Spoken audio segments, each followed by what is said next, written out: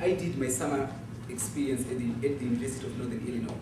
I was doing research in child obesity, and I wrote a paper entitled The Economic Factors on Child Obesity, and I successfully presented. I move on to the next ability, facilitating group decisions. I also got training about this ability last summer of 2009, when I first got into EPG. We ran some sessions so that we get some training into learning. One, how do you facilitate group decisions? What exactly are you looking for? What is it? First, we did that at the college.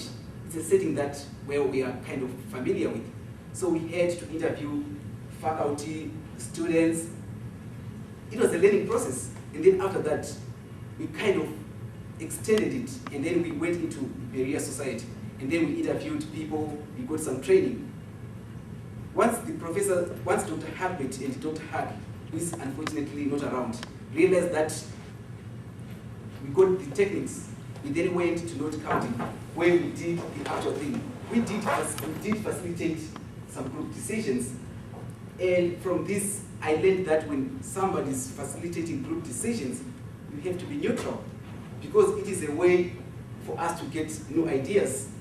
And I also learned how to control some proceedings, especially when you're doing facilitating group decisions. For example, let us assume that it's a setting. This young lady, and me, and her, we are around a table. We are trying to brainstorm some ideas. There are obviously some people that just want to control the proceedings. So I have to be able to recognize those people and tell them nicely to give other people a chance so that we can get all those ideas. It's something that I learned from last summer.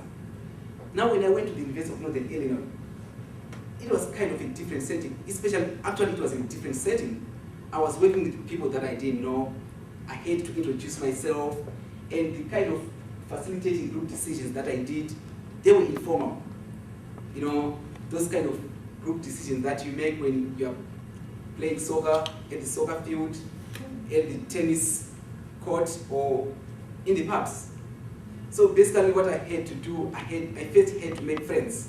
Well, they're not real friends, like I said. They're just people that you can get ideas from. So I got myself acquainted to those people, and it was from those people that I managed to write my paper. For example, the paper that I wrote was about child obesity. It's a field of economics. It's called health economics. I don't do health economics here, but it was through talking to those people that I got those ideas.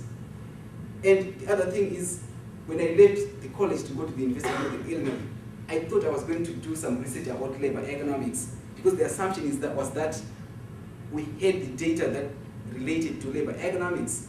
But when I got there, I realized I did not have the data. And I couldn't just come back and say I did not find the data and I didn't do the research. So I challenged myself to get to know the graduate students that were there. It was through working with those graduate students that I managed to come up with the data, learned how to run some softwares, and I wrote the paper, and my summer was very successful.